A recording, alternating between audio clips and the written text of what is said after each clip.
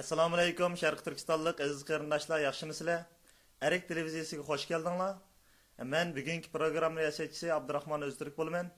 Oldi bilan televizor ekrani oldidagi barliq qarindoshlarimizga chin ko'nglimdan salom yo'llayman. Bugungi islom dini programmamizda Turkiyaning Istanbul shahrida yashab turayotgan vatansuyar diniy zotlarimizdan Ablat Hojim islom dinining inqilobiy ro'yi haqida to'xtalib o'tdi. Qani diqqatinglar ekranda bo'lsin.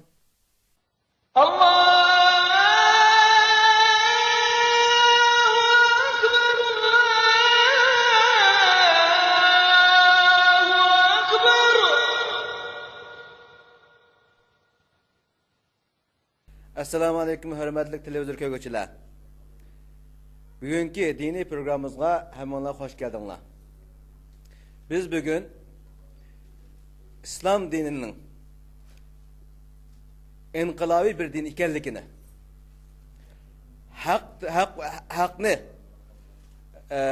haqni ko'zlab botilga qarshi turadigan bir din ekanligi, jahiliyatga qarshi turadigan, haqqoniyatni mudofaa qiladigan bir din ekanligi, zulmga qarshi turadigan, mazlumlarning yanada turadigan bir din ekanligi to'g'risida so'zlab o'tmoqchi. Aldı bilen bu İslam dininin cahiliyetke, zalimga, zulümge karşı bir inqilabi bir hareket ikenlikini tunuşmamız lazım. Bunu nereden çıkarırsanız İslam dininin bu inqilabi bir din ikenlikini, zalimge karşı, adaletsizliğe karşı, hakkaniyetsizlikке karşı bir din ekanligini nereden çıkarırsınız? Nereden tapmadınız bu gapni deb so'rash mumkin. Hatta ki İslam diniga Müslüman deb turgan insanlar İslam dini insanlar o'zaro qilib oladigan, xohlagancha qiladigan, o'zining vijdonida yashaydigan bir din deb qaraydi. Ammo İslam dini ondaq din emas. İslam dini insan hayatının ta başlap ahirki nefesi kadar özünün hayatını tertip saladigan, nizamga saladigan hukuk ve kanun içinde onu yeteklaydigan bir din. Onun için biz aldı bilen İslam dininin tarihi karışımız gerek. İslam dininin hareketçan, inqilabi, batılı karşı ve cehaletki karşı, zalim karşı bir din ekanligini bilishimiz için aldı bilen biz İslam dininin tarihi karşımız gerek. İslam dininin tarihida birinci bulup bizning peygamberlerden Nuh aleyhisselamның vakası kelsek, Nuh aleyhisselam Adem aleyhisselamdan kin 1000 yıl kin kelgan bir peygamber. Adem aleyhisselam bilen Nuh aleyhisselam arasında tarihçilerin qaragan vaqtida, tarihçilerin sözleri qaragan vaqtida 1000 yılning o'tganligini va bu arada İdris aleyhisselamning o'tganligini tarixda yozildi. Va tarixchilar shuni deydiki, Adem aleyhisselam bilan İbrahim aleyhisselam, Nuh aleyhisselamning orasidagi zamonda insonlar islom diniga tavhid e'tiqodi bilan yashab kelgan deydi. Ammo faqat Nuh aleyhisselamning zamoni kelgan vaqtida bu zaman o'tishi bilan zamanın ötüşü bilen insanlar özünün yaş görgen bazı bir şahsiyetlerini bunu haddidan aşırıp ulug'lash bilan olanı Allah'ın yerine, Allah'ın o'rniga qo'yib ve bu Allah'ın o'rniga qo'ygan butlar ve shunga o'xshash tağutlarning ki aqsdan non yeydigan, pay topadigan insonlarning ba'zi bir qonunlarni chiqarish, bazı bir adetlerini payda qilish bilan şu adetler bilan şu kanunlar bilan yashab kelgan bir xil jahalat o'tirib chiqqan. Va İbrahim Nuh aleyhisselam kelib bu jahalatga, bu zulmga, bu adaletsizlikka qarshi turib, ularga bosh qaldirish inqilobiy bir harakatni boshlatdi.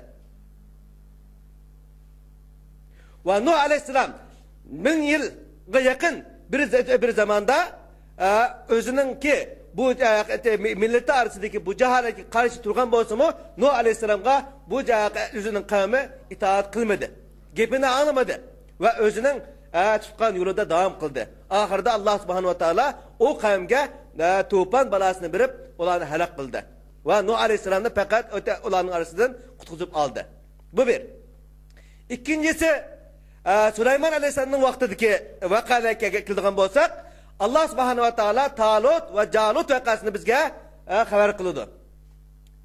فَهَزَمُوهُمْ بِإِذْنِ اللّٰهِ فَقَتَلَ دَاوُدُ جَالُوتَ Allah subhanahu wa ta'ala'nın ki bu sözü de Allah'ın izniyle Müslümanlar galibi kıldı.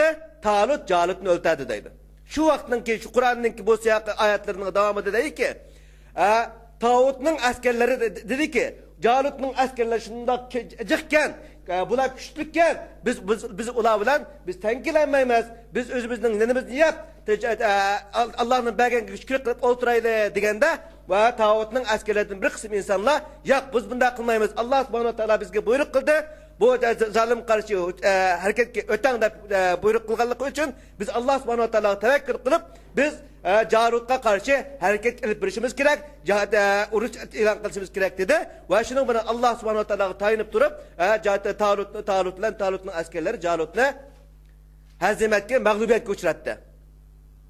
Yani bu Müslümanlarınki tarihten beri zulümge karşı, adaletsizliğe karşı, hakkaniyetsizliğe karşı bir inkılavi hareket ikenlikinin ikinci bir delili.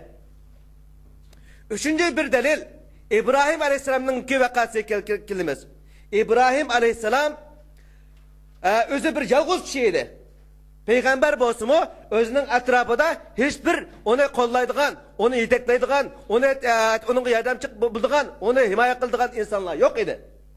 Özü yalğız bolgan bolsumu yana şu kavimlik şunda güçlük kavimge baş kaldırıp men hak igisimen sizle batıl igisizle de kavimge karşı inkılabi hareketini başlattı.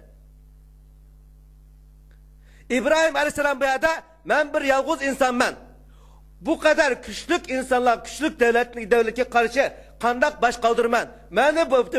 Eğer ben baş kaldırdığım bolsam, bulara karşı hareket edip bardığım bolsam, bulamını öldürdü, bulamını helak kılıdı deyip oltamadı.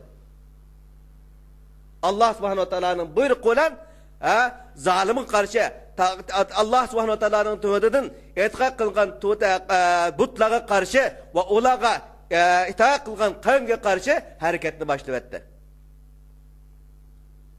Ahırda İbrahim Aleyhisselam utup çıktı bu vakadan. Bu tarihini ayrım halette, tefsirli halette insanların anlaşının kacıt yok. Çünkü bizden Müslüman olan insanlar hemmesi bu İbrahim Aleyhisselam'ın vakalarını bir kadar derecede bilip bitirlik.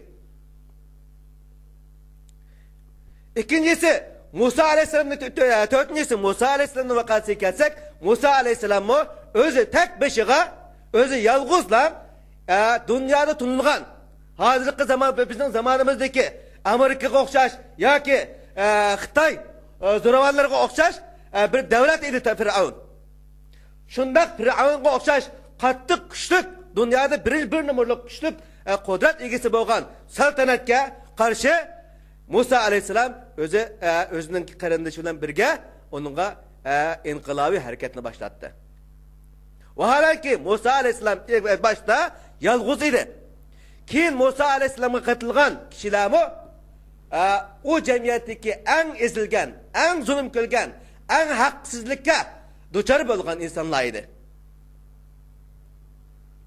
Kur'an-ı Kerim Musa Aleyhisselam ve Musa Aleyhisselam'ınki sahabeleri ve yaranlarını bizge nakıl kılıp, bizge hikaye kılıp bilen ey Müslümanlar, sila uxlamanlar, sila yatmanlar.